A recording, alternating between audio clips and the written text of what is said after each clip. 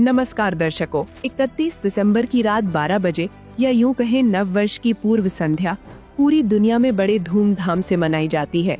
विश्व के 200 से भी अधिक देशों में लोग, खासकर अर्बन क्षेत्रों में, नए साल का स्वागत रोशनी, पार्टियों और शोरगुल के साथ करते हैं। हमारी पूरी रिपोर्ट आपको बताएगी कि आगामी वर्ष 2026 के स्वागत से जुड़ी तैयारियों, उत्साह और वास्तविकता कैसी है। विश्व के लगभग सभी देशों और धर्मों में अपनी अपनी संस्कृतियों, परंपराओं और रीति रिवाजों के अनुसार नया साल मनाया जाता है, जैसे चीनी नववर्ष, इस्लामी नववर्ष, जापानी नववर्ष, हिंदू नववर्ष। लेकिन ग्रिगोरियन कैलेंडर के अनुसार 1 जनवरी को विश्व के लगभग सभी देशों में नूतन वर्ष का आगमन माना जाता है। लोग एक दूसरे को हैप्पी न्यू ईयर कहकर आनंद, मौज मस्ती और मनोरंजन के साथ जश्न मनाना चाहते हैं। आज का समय केवल उत्सव का समय नहीं, बल्कि एक चेतावनी का समय भी है। पूरे विश्व पर बीमारियों, महंगाई, युद्ध जैसी परिस्थितियों का तनाव मंडरा रहा है। विश्व में लाखों लोगों ने बीते वर्षों में स्वास्थ्य, नौकरी, परिवार, बहुत कुछ खोया है।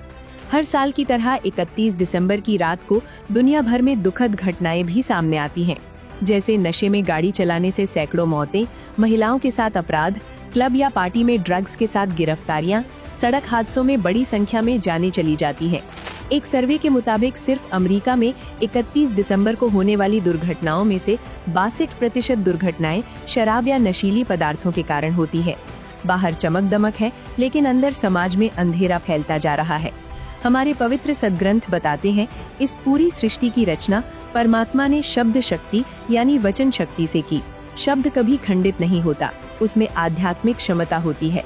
इसी कारण श्राप और आशीर्वाद फलित होते हैं।